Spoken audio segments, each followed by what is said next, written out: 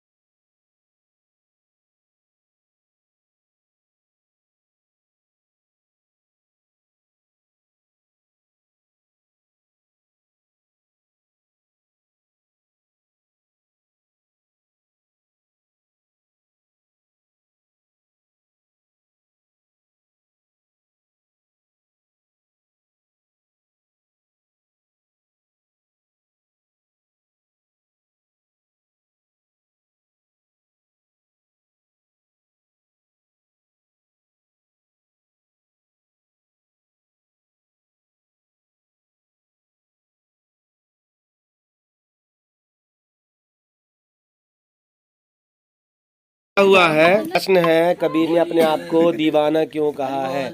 जैसे मीराबाई जो थी कृष्ण भगवान के पिछले जन्म में ना, पिछले जन्म में मीराबाई जो रही हैं कोई बहू बनी थी और उनका पति बोल दिया था कि तुम अपना सिर न दिखाना। क्या बोले? सिर न दिखाना। सुनो तो मीराबाई जो रही हैं तो उनकी पुराने जन्म में बहू रही हैं। उनकी सास बोल दी थी कि तुम अपना सिर किसी को न दिखाना। तो क्या हुआ एक बार कि स्वयं कृष्ण भगवान आए थे और वो अपना सिर ढके रह गई थी। कौन? मीराबाई, पुराने पिछले जन्म में। तो जब कृष्ण जी चले गए वहाँ से, उनको जब पता चला कि कृष्ण जी आए थे तो उनको इतना दुख हुआ। किसको? मीराबाई को। पिछले जन्म में इनको बुरा लगा कि अब मैं अगले जन्म में सिर ही नहीं ढकूँगी। क्या? तो जब सचमुच जब दूसरा जन्म हुआ मीराबाई का तो इतनी पूरा सिर नहीं ढकती थी वो। क्या? सिर नहीं ढकती थी। आप बिल्कुल पूरे टाइम वो उनको रोती रहती रही कि कृष्ण जी को इस जन्म में मैं छोड़वा ना करूँगी। क्या? पिछले जन्म में क्या था, कृष्ण जी चले गए थे, उसको मिल नहीं पाए थे। पर दूसरे जन्म में कृष्ण जी के प्रति इतना ज़्यादा वो हो गई कि मैं अब कृष्ण जी को ना अगर सिर ढके रहूँगी तो मेरे को कृष्ण जी अगर आएंगे तो मैं देख ना पाऊँगी।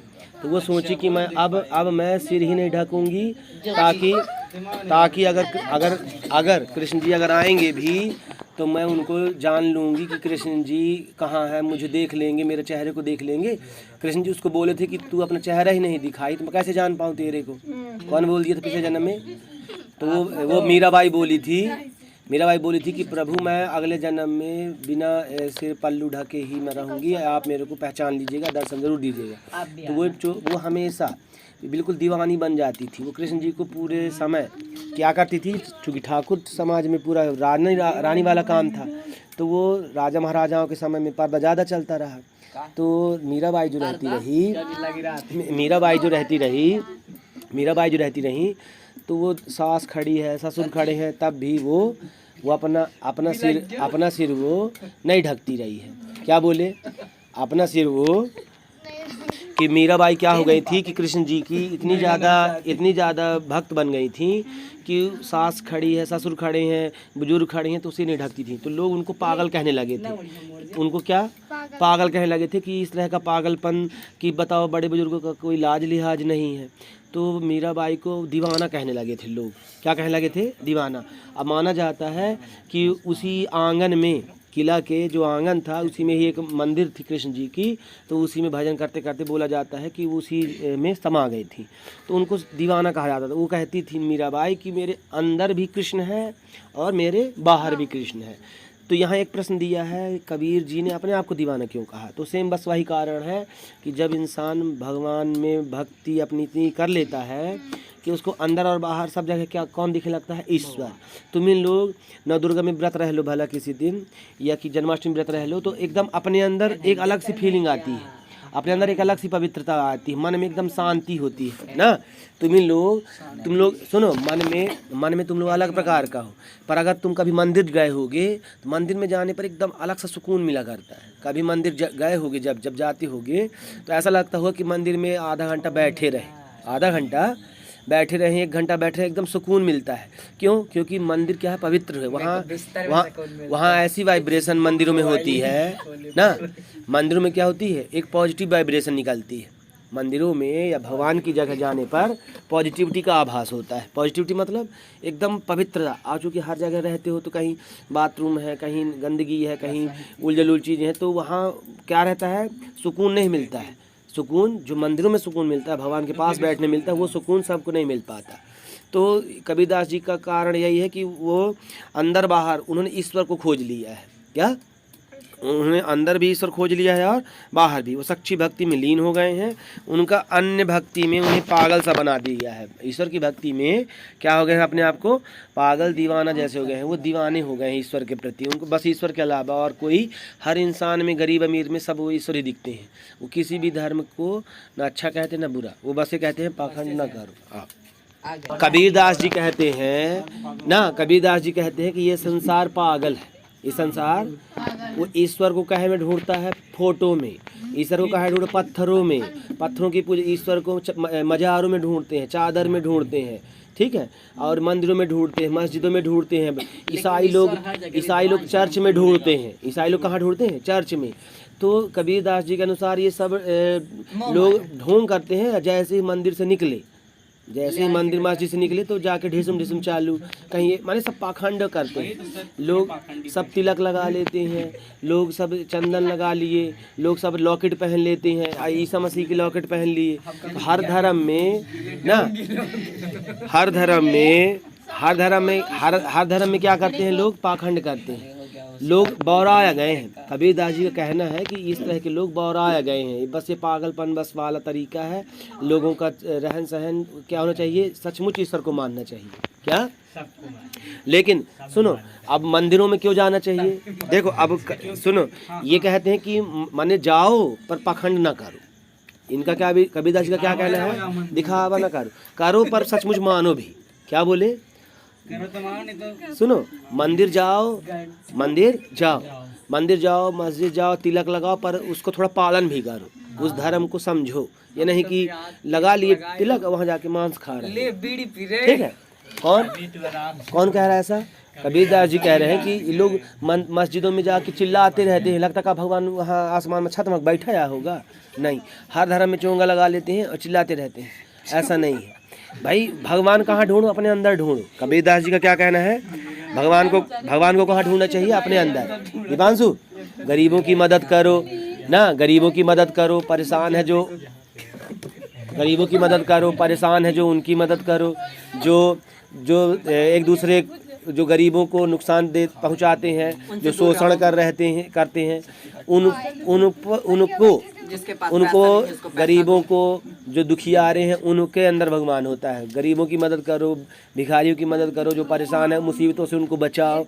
ये असली भक्ति यही है, ठीक है।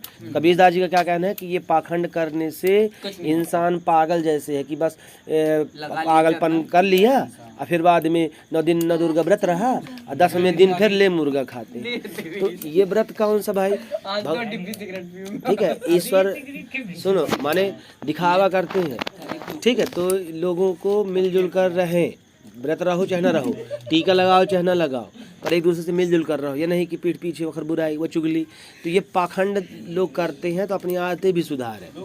हाँ, प्रश्न है, कबीर ने नियम और धर्म का पालन करने वाले लोगों की किन किन कमियों के विचार संकेत किए? देखो दीपांशु, कबीरदास जी का कहना है कि बहुत लोग नियम का बहुत पालन करते हैं।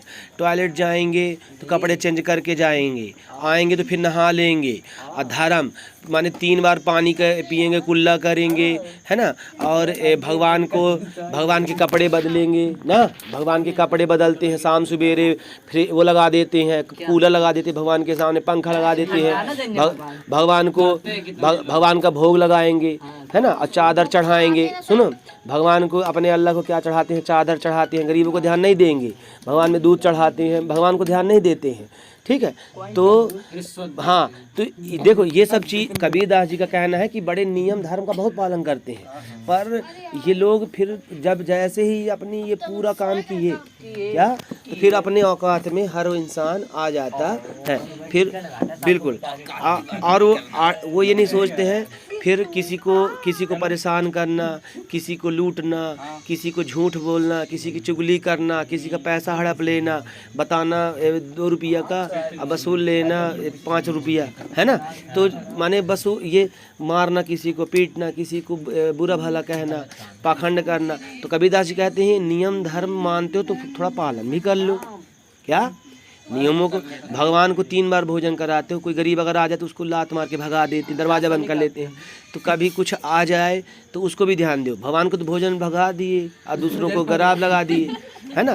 भगवान को भोजन और दूसरों को भगा देते हो, तो ये भगवान का पता भगवान ही आए हों, है ना भाई।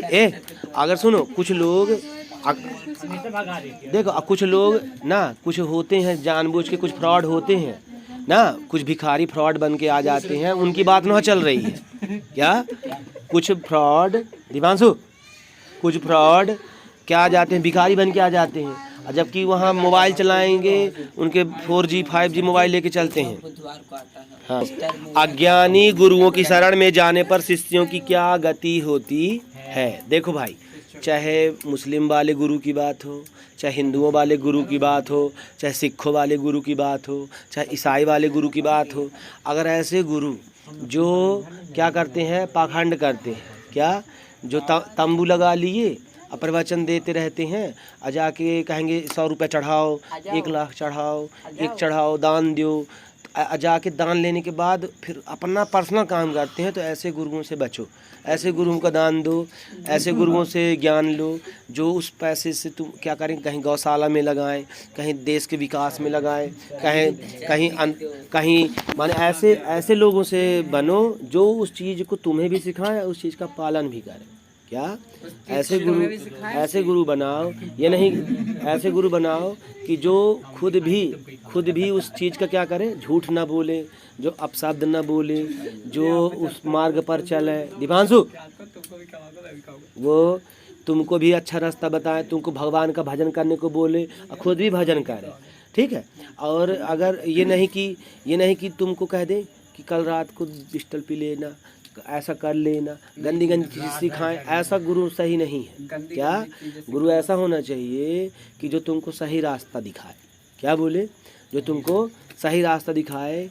जैसे कुछ लोग गुरु बना लिए हो और तुमको अच्छा ही सिखाते हैं कि गरीबों को दान करो, ये करो, तो अच्छा गुरु है। पर अगर यही सिखाए कि मेरे को दान करो, तो वो फिर गलत है। अगर वो गुरु देखो, एक होता है टीचर, एक शिक्षक होता है, एक गुरु होता है। शिक्षक का मतलब होता है शिक्षा देना, शिक्षक का मतलब होता है शिक्षा देना। जो कोर्स है उस चीज़ को पढ़ाना क्या कहलाता है, शिक्षक। अच्छे और बुरे का फर्क बताने वाला क्या कहलाता है, गुरु।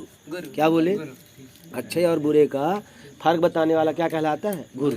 और शिक्षक का केवल काम है क्या, पढ़ाना, शिक्षा देना। जो किताबों में छपा है उसको वो समझा दे, वही क्या है, गुरु। ठीक है, वही शिक्षा।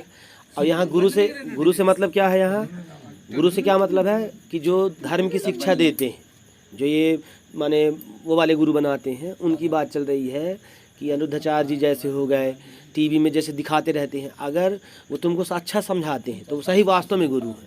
क्या बोले, वो कौन से गुरु एक आया करते हैं जो पानी में चलते हैं, पानी में जो चलते हैं, पहराऊ वाले, कौन से वाले, छपराऊ वाले। तो ये गुरु